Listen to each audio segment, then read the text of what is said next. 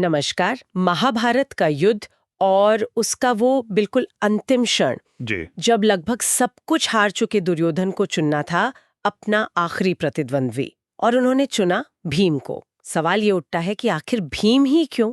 क्या ये बस एक गुस्से का नतीजा था या कुछ और? हमारे पास दुर्योधन भीम युद्ध, शत्रुता, कौशल और नियति लेख के कुछ अंश हैं। आज हम इसी के जरिए समझने की कोशिश करेंगे कि इस एक चुनाव के पीछे कितने गहरे कारण छिपे हो सकते हैं। तो चलिए शुरू करते हैं ये पड़ताल।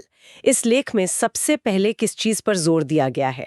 देखिए, लेख सबसे पहली और शायद सबसे अहम वजह बताता है उनकी आपसी, वो भी बहुत गहरी निजी दुश्मनी। ये कोई बस सिंहासन की लड़ाई वाला मामला नहीं था। ये बचपन से पनप रही एक नफरत थी। हाँ, वो बचपन वाली घटना है। बिल्कुल। लेख याद दिलाता है जैसे भीम का बचपन में कौरवों को, खासकर दुर्योधन को सताना, कभी पेड़ से गिरा देना, और फिर पलटवार में दुर्योधन का वो भयानक प्रयास भीम को जहर देकर गंगा में बहा देने का। तो ये कड़वाहट सालों साल बढ़ती गई और इसने एक तरह से उस अंतिम मुकाबले की नींव रखी। ये व्यक्तिगत रंजिश थी, बिल्कुल पर्सनल। तो ये पर्सनल दुश्मनी सबसे बड़ा फैक्टर नजर आ रही है। लेकिन क्या लेख सिर्फ इसी पर रुकता है? मेरा मतलब है, युद्ध के मैदान में सिर्फ दुश्मनी से तो काम नहीं चलता, सामने वाले की योग्यता भी देखनी पड़ती है। आपने बिल्कुल सही पॉइंट उठाया और लेख इसी बात पर आता है। वो बताता है कि ये दोनों ही गदा युद्ध में असाधारण थे, मतलब अपने अपने पक्ष के सर्वश्रेष्ठ। अच्छा। हाँ, पांडवों में भीम का कोई मुकाबला नहीं था गदा में, और उधर दुर्योधन ने भी गदा सीखी थी गुरु बलराम से ही। जही बलराम, जिनसे भीम ने भी शिक्षा ली थी। जी हाँ, बिल्कुल। दोनों एक ही गुरु के शिष्य थे गदा युद्ध में। तो जाहिर है, अगर दुर्योधन को गदा से लड़ना था तो फिर भीम से बेहतर और बराबरी का योद्धा कम से कम पांडवों में और कौन होता? ये बात तो बिल्कुल साफ है। मतलब कौशल के लिहाज से भीम ही सबसे तार्किक चुनाव थे। पर क्या उस वक्त, उस हताशा की स्थिति में, दुर्योधन के दिमाग में सिर्फ कौशल और दुश्मनियां चल रही थी?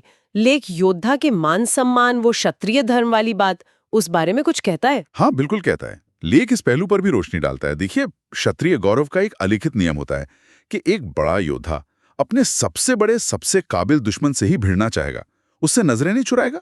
लेख के मुताबिक दुर्योधन जैसे कद का योद्धा, जो खुद गदा में इतना माहिर था, उसके लिए नकुल या सहदेव से गदा युद्ध करना वो तो अपमानजनक होता। वो तो तलवारबाज थे शायद। हाँ, वो तलवारबाजी में निपुण थे, और अर्जुन तो खैर महान धनुर्धर थे, उनसे गदा युद्ध का तो कोई मतलब ही नहीं बनता था। सही बात है। तो इसलिए योद्धा धर्म और अपनी प्रतिष्ठा, अपने सम्मान के नजरिए से भी देखें तो भीम ही एकमात्र सही और बराबरी के विकल्प थे। तो तीन बातें हो गई: पुरानी दुश्मनी, गदा में बराबरी का कौशल और योद्धा का सम्मान।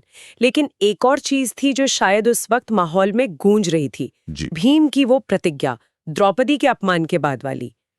लेख उसे कितना वजन देता है? लेख उसे एक तरह से नियति का हिस्सा मानता है। वो कहता है कि ये लड़ाई होनी ही थी।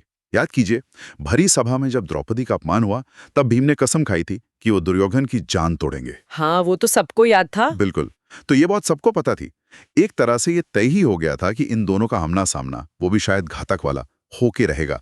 लेख के अनुसार ये सिर्फ दो योद्धाओं की मर्जी या चुनाव नहीं था, ये उस प्रतिज्ञा का क्लाइमैक्स था जिसे टाला नहीं जा सकता था। ये उनके भाग्य में लिखा था, ऐसा कह सकते हैं। तो ये सब कड़ियां जुड़कर एक पूरी तस्वीर बना रहे हैं। पर एक आखिरी सवाल मेरे मन में आ रहा है, और शायद लेख में भी इसका कुछ जिक्र है। क्या दुर्योधन को वाकई अपनी जीत का भरोसा था? मतलब क्या उसे लगा कि वो भीम को हरा सकता है? मनोवैज्ञानिक रूप से वो क्या सोच रहा था? हाँ, ये एक बहुत ही दिलचस्प मनोवैज्ञानिक पहलू है जिसे लेख छूता है। ऐसा लगता है, और लेख भी इसी तरफ इशारा करता है, कि दुर्योधन को अपनी गदा चलाने की तकनीक पर, अपनी स्किल पर बहुत ज्यादा भरोसा था। अच्छा। भीम की ताकत के सामने भी। हाँ। उसे शायद ऐसा लगा कि भीम की ताकत बस पाश्विक बल है, रॉ पावर, और उसकी जो परिष्कृत तकनीक है, उसका जो स्टैमिना है, वो भीम पर भारी पड़ेगा। तो ये एक तरह का ओवर कॉन्फिडेंस था। बिल्कुल। लेख इसे दुर्योधन के अहंकार और मिसकैलकुलेशन, मतलब गलत आकलन का नतीजा बताता है। उसने भीम की सिर्फ शारीरिक ताकत देखी, लेकिन उसके पीछे का दृढ़ संकल्प, उसकी प्रतिज्ञा की शक्ति उसको कमा का। और शायद यही उसकी आखिरी और सबसे बड़ी भूल साबित हुई। तो अगर हम इस लेख के विश्लेषण को सार में देखें, तो ये साफ है कि दुर्योधन का भीम को चुनना कोई अचानक या सिर्फ गुस्से में लिया फैसला नहीं था। इसके पीछे सालों की दुश्मनी थी, गदा युद्ध में बराबरी का कौशल था, क्षत्रिय गौरव की भावना थी, भीम की वो अटल प्रतिज्ञा थी, और साथ ही खुद दुर्योधन का अपना एक मनोवैज्ञानिक विश्वास, भले ही वो गलत साबित हुआ। कोई और पांडव इन सब पैमानों पर एक साथ फिट नहीं बैठता था। बिल्कुल सही कहा आपने। ये महज एक लड़ाई नहीं थी। ये दो जिंदगियों की दुश्मनी, उनके हुनर, उनके धर्म और उनकी किस्मत का जैसे एक संगम था, उसका चरम बिंदु था। हर एक फैक्टर ने, हर एक कारण ने मिलकर इस अंतिम टकराव को जरूरी बना दिया था, एक तरह से अनिवार्य। इस पूरी चर्चा से दुर्योधन के उस चुनाव के पीछे की जटिलता तो काफी हद तक समझ आती है, लेकिन ये एक सवाल जरूर छोड़ जाती है कि जब दुश्मनी इतनी गहरी हो, नफरत इतनी ज्यादा हो और सालों पुरानी कस्में दांव पर लगी हों, तो क्या युद्ध के मैदान में नियम, धर्म, नैतिकता, क्या इन सब की सीमाएं धुंधली नहीं पड़ जाती? इस पर शायद आगे कभी और सोचा जा सकता है। अगर आपको ये वीडियो पसंद आई है तो इसे ज़रूर लाइक करें, कमेंट सेक्शन में अपना ओपिनियन बताएं और चैनल को ज़रूर सब्सक्राइब करें। मिलते हैं अगली वीडियो में, तब तक के लिए नमस्कार।